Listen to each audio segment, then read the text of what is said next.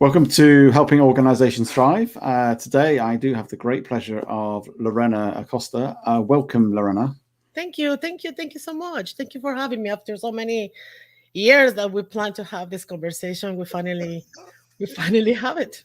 Yes, well, I've known you a couple of years on LinkedIn. I've spoken to you like this as well, and we've had a number of times of getting you on the show. But I do appreciate you, and thank you for coming I on. appreciate it. I'm just going to tell the audience a little bit about you because they might not know you when they're hearing this on the audio as well as possibly seeing you on LinkedIn. So you're known as a personal brand evangelist, and you are the founder of Be Busy Being Awesome, which is a personal branding company. And it's all about amplifying your reach and attracting your ideal customers with a clearer brand messaging. And your impact is huge on LinkedIn, and you've gathered over 1.3 million followers, which is obviously a testament of your impact, a testament of your own personal branding, and you're sort of walking the talk, so to speak. And it's great to have you on. And so before we get into that, we are going to talk a bit about personal branding in leadership and how important it is and how we can do that. I want to ask you, what do you love about what you do? Well, there are so many things that I love about what I do, but what I love is to help leaders, to humanize their voice. I have several examples of leaders who are great leaders who have been in the top of the career.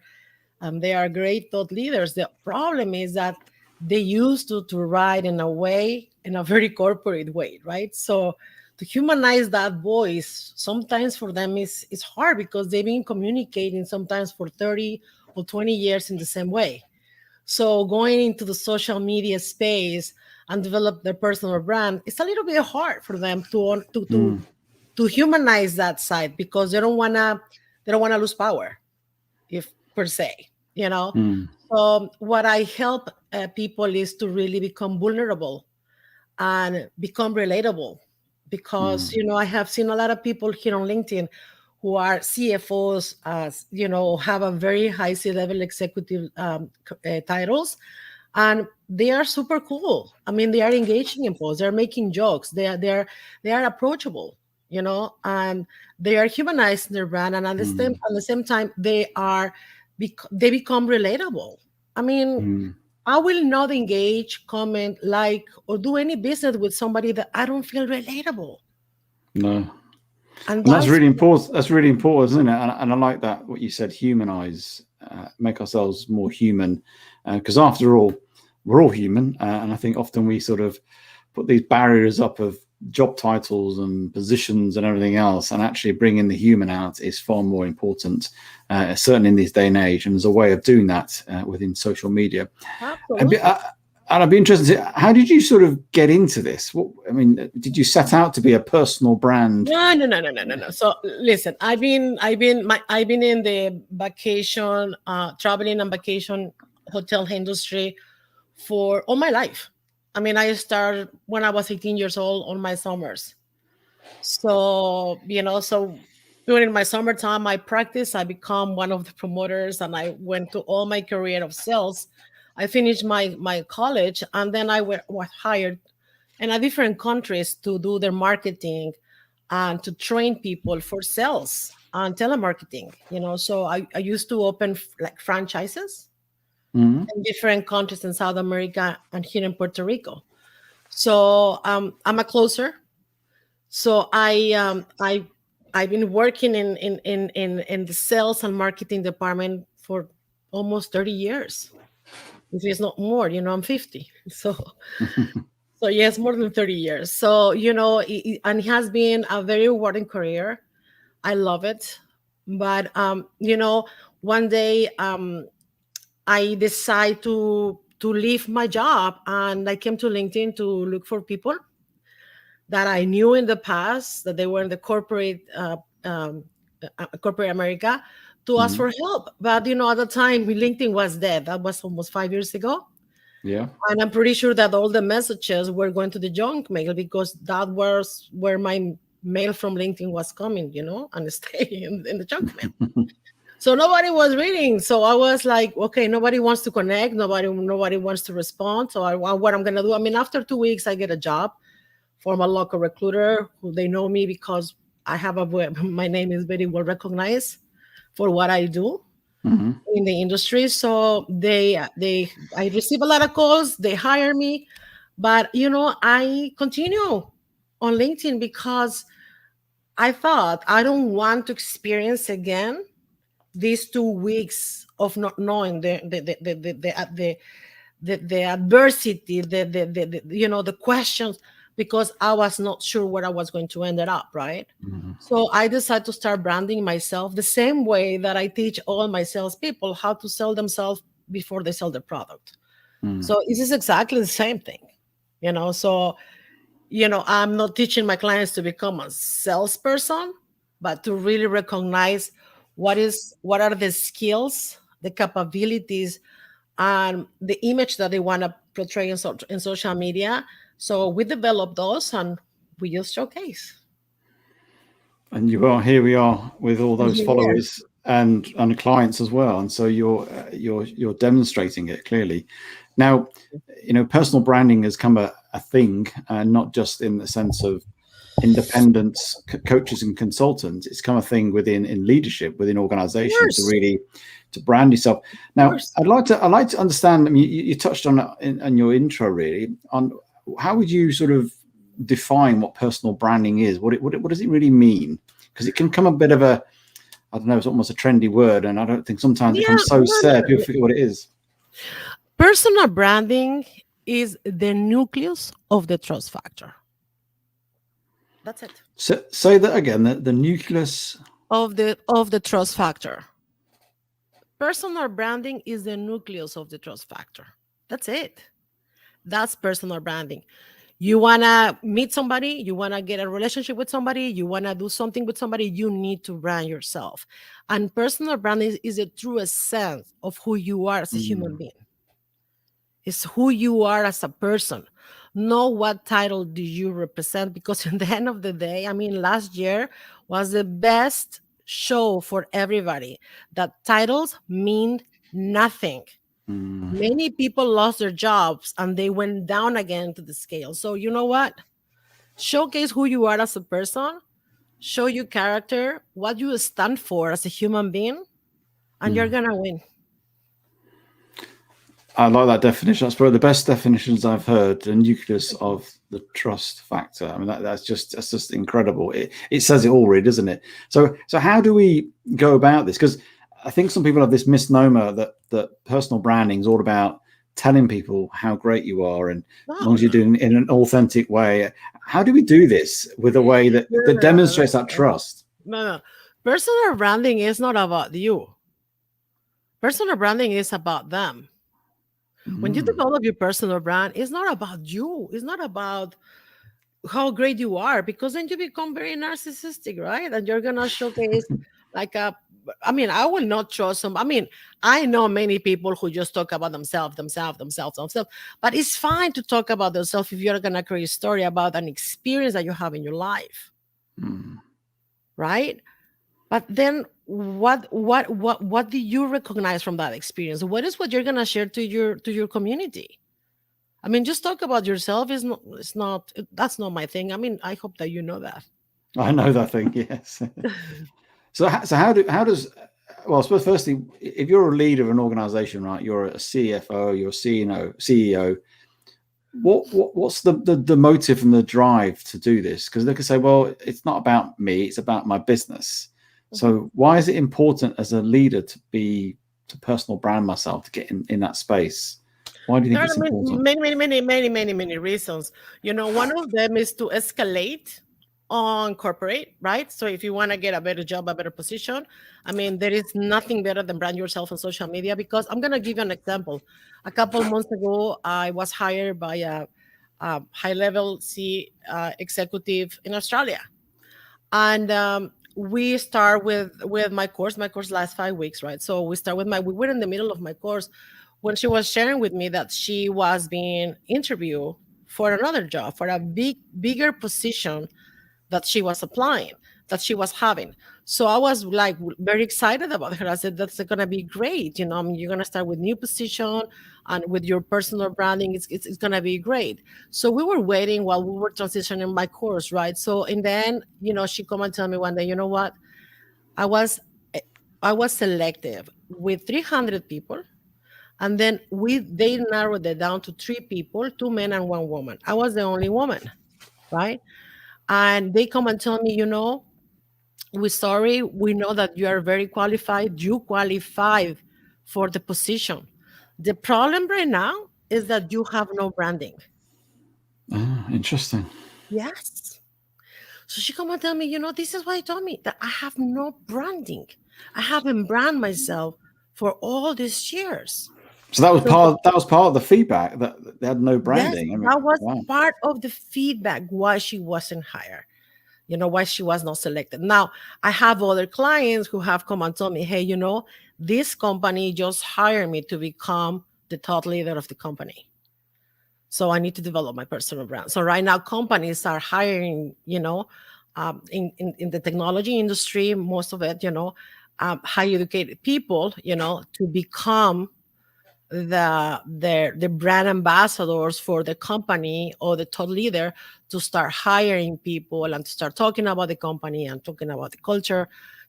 This is what the companies are doing right now.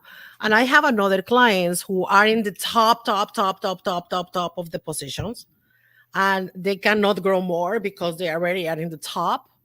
So their needs are completely different. They are very settled. They are middle aged. They live their experience, their life experience, and right now they want to leave a legacy. So they want to start sharing their knowledge. They want to start sharing their life experiences with people. They don't care about gaining thousands of millions of followers. They don't. They are not selling any product. This is not a business for them. This is more like giving to community, giving to society, giving Yeah. legacy to the world. Well, that's a different motive, isn't it? And you mentioned thought leadership.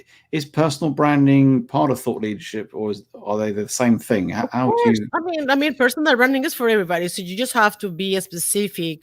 That's why my niche is only on thought and leaders, right? Because those are the people that I like to work with, Yeah. and we understand each other very well. So, I just help them to humanize their brand and to learn a few other tricks and how they create their content, and we move forward, right? But thought leadership right now, to any company. I mean, if you are the owner of a company and you really want to grow your business, I mean, and what your services are from A to Z, I mean, you can become a thought leader if you have the credentials, if you have learned, if you have a study, if you have work, if you have experience.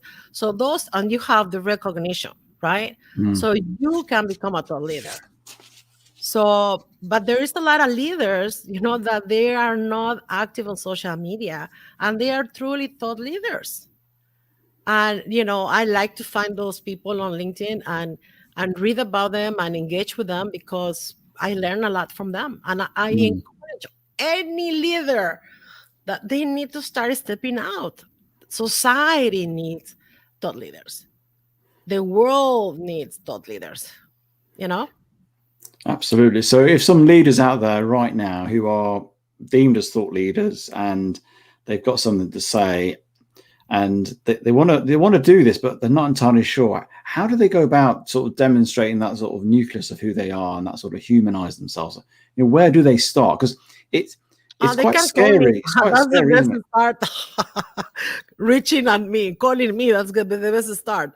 No, I'm just Oh yes, joking. I would obviously clearly call you, but I'm just talking about some. If the listeners is right now, what one or two things as a first stepping stone, because it's quite a world to start, isn't it? It's quite scary at first doing LinkedIn. I remember I started 2 or Well, 3 years ago. I'm And gonna tell you. I mean, in a statistic that I have with the people that I have worked, and I ask them why you didn't start before, what was stopping you to start, why you hire me. It's because they are afraid to be ridiculized publicly. I mean, they have worked so hard to get in the position that they are right now. and to get the recognition and to get the title, that they are afraid to be, banished in just few seconds because they post something on social media. That's why it's so important to have somebody to mentor you and tell you what you can share and how far you can go. But each individual is different. There is people who really don't care to talk about their childhood and how they suffer, but how they overcome those struggles, is what they share. So it depends of how you share your story, and it depends of how you communicate. You can say things in the same way. I mean, if I come right now and share content and I show up as an opinionist, how many people is gonna come and tell me that's your opinion, not mine? I don't believe in that. But how hard or how easy it is to change that opinion and convert it and make it to a common belief. And instead of getting negative, feedback, you are going to start creating an ambience in your feed from people who really believes in the same things that you believe. And obviously, we post, and that's part of the process of pushing your brand out there. But also actually commenting on other people's posts is quite important as well, isn't it? That's really important in terms of getting your message out and who you are and starting to create that engagement, isn't it? I mean, if you want to be known, if you want to be known for something and you are a thought leader in your industry, I will encourage any thought leader, any leader to start engaging in posts related to their industry so they can showcase who they are. Yeah. And people can read their comments. People really read comments. And I can tell you don't know how many messages I receive daily, either on text message, email, WhatsApp, DMs from the post. There's a lot of people who doesn't like to engage for two reasons. One, they don't want to be seen by their company, right? Because they don't allow them to do that, or because they don't let people to do that, or they think they are taking time that the company is paying. But the companies understand, and people needs to understand that there is no guilt to brand yourself while you're representing a company. That's one thing. Now, the other thing is that people also it's afraid to post because they are afraid of being sometimes they didn't have a good record as a leaders. So maybe they weren't a good people. Maybe the people who was working with them, he was not, or she was not a nice leader. So they know that, and they are afraid that they can be, just stuck on social media and talk negative about them. But the good ones, I'm here to help you. And so as people start on this journey of starting to sort of create their own personal brand, and they've got to think of it as a brand because that's really important. And they start to think about the sort of social media where they do that, whether it's LinkedIn, wherever it's appropriate. Obviously, in the workplace, it tends to be LinkedIn. It's quite good, and LinkedIn is more than just job postings now. It's far more than that in terms of interacting, engaging with people. What might be some of the, I guess, pitfalls people need to just watch out for when they sort of start on that journey? Because it can be quite a daunting thing, but what are things you need to think about? Well, this is something that I was going to post today, and I'm going to post it anyway, so later people can go to see my post if they want to. But one thing that I will recommend, not just to leaders, to anybody who's watching this or anybody who's using LinkedIn, that they really need to find keywords that they want to be ranked on social media. You need to find that if you are a lawyer, find the keywords for lawyers and add those keywords in your profile, in your bio, in your title, in everything that you have. You need to add the keywords because Google is going to help you, So if you start posting things, but you don't fix your profile from the beginning, it's going to be worthless because you want people to see who you are, either to work with you or to hire your services. And that goes, you just mentioned the profile there, and that's another thing to think about, isn't it? It's not just a CV or replica of a CV. It's far more than that, isn't it? No.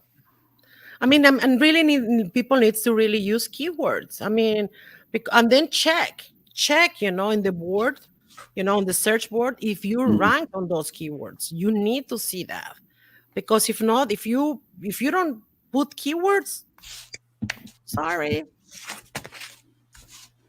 Yeah, and it's interesting because Google does pick up, because I've searched for stuff on Google, and you can see also, linking articles, documents, and everything else. Yeah, and that's really important.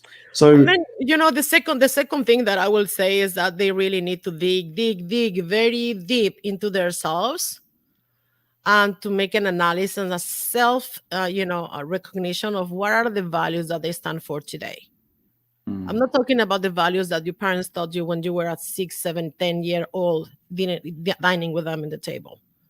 I'm talking about the values that you really believe and stand for, and you live and breathe today. Because those are the values that you should be sharing on your content. So this is the only way that people really is going to engage with you, if they have the same values and the same common beliefs. But if you don't share who you are, and you hire somebody else to do your content, sorry, but then that is not a match. Make sense? totally. And that's where it goes back to that authenticity, it goes back to who you are and knowing who you are. And that's really where it all starts, doesn't it? So I guess, just in terms of, as we sort of close out, really, is there any other aspects or any examples where you've got alongside a leader, and I'm not just talking about them getting better jobs, but you've seen a genuine impact, and I'm not just talking followers, impact in them being sort of more personal branded, and that's had an impact on their business, on themselves? You've got any examples? I'm sure you've got many examples. I'm going to give you the good and the bad example. Okay, the good example are the people who are consistent. My clients, most of them are consistent. I won't tell you names because they are leaders, and sometimes they don't want to say who they are. But many people knows many of my clients on LinkedIn, because they are very vocal about my services. But the thing is, I have a client. His name is Ed Samani. He is a sensei, and also he is a president of franchises, So when he hired me a year ago, he told me, Lorena, it was during the coronavirus lockdown. He told me, I want to start developing my own personal brand. I have these companies, but really his intention was more to give to the community, he had a proper purpose to share, and right now, all these people that he has been collecting as a followers and as a connections and friends on LinkedIn, right now they're supporting him with when he launched his new business, because they like him. They like what he does, and they love the consistency that he has had from day one. He have never stopped. He's been consistent on posting and his engagement on LinkedIn. So this is one of the good examples. I have another examples as well of clients, who just don't want to do the work. I mean, you don't have to. If you have a business, you have to post every day. But if you are a thought leader and you are a leader, you can post 1 or 2 times a week. But you have to do that consistently, because right now the algorithm is recording how often you come to the platform.